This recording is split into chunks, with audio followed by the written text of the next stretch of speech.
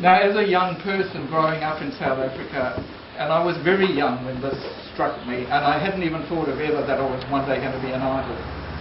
I had experienced the Bushman paintings in the caves. There's not a lot in caves, funnily enough. It's all in shelters. And that's the very sad part of it. These rock shelters, of course, are open to the elements. And they're actually disappearing. In fact, some of the paintings you see here are probably not there anymore. The imagery that I've put on my work is absolutely 100% authentic to colour and to the composition. I've changed nothing.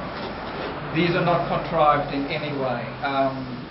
And I feel, this only came to me the other day, I thought, I'm actually preserving history that is disappearing, because they can't be preserved. There's so many hundreds and probably thousands of these paintings all over southern Africa in these rock shelters, and how do you preserve them? So somebody years ago, a very good friend of mine, sent me this wonderful book on Bushman art, which is right here if you wanted to have a look at it. And all of these paintings come from that book.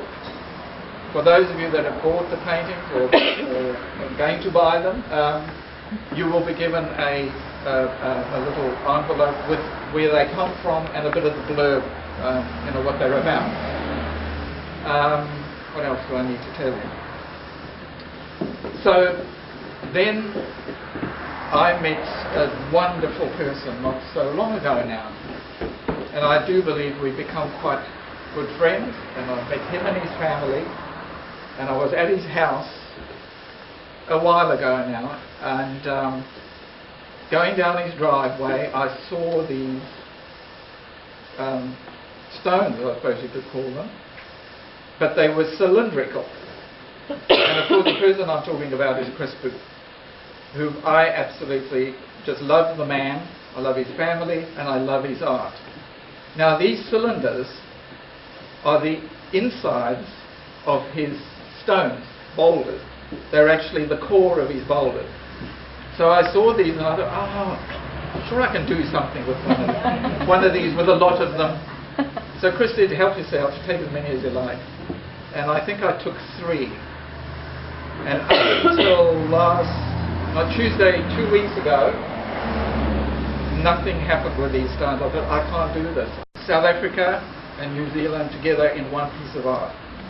So what I've done is I've taken Chris's stone and I've put a Bushman painting on it. Chris, I showed it, I was the only person that saw this stone, and I showed it to Chris this morning, and the emotional experience, I'm going to start crying or something, was absolutely unbelievable, because what we did was he took me to where his pile of rocks were, where the stone I took out of his pile. We went there and he photographed us sitting there. So it's thanks to Chris and his friendship that this piece has come about. So what I've done is, this is all sort of so, we need fanfares and this is my South African heritage, which I now say goodbye to.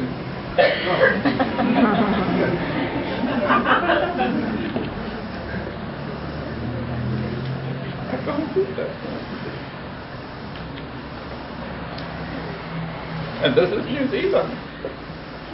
And it's not a box. That's better. Now I can I'm over there. I'm totally over there. And here it is.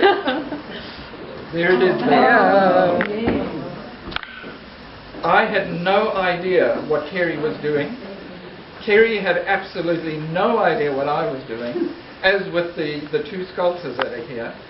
And when Julia, that's the person, how dare me not thank this wonderful person here. Julia, thank you.